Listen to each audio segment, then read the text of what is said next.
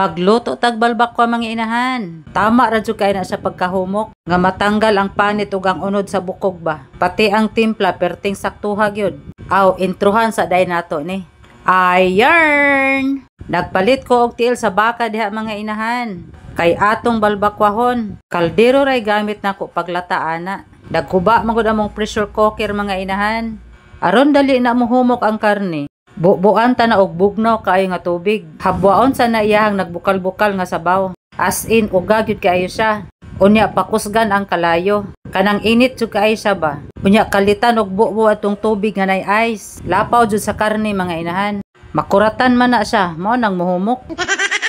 Unya kanang ginisa nga lamas ato ra po nang ibubo sa kaldero. Need na siya gisahan og lamas para humot ba.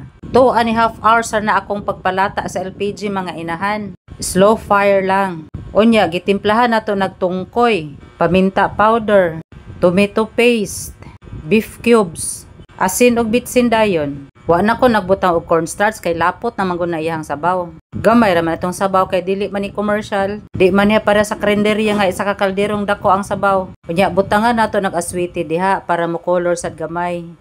Og luto na diha mga inahan. Pugaan day na diha og kalamansi para mawala ang bidli. Mga onata, thank you for watching. Bye-bye!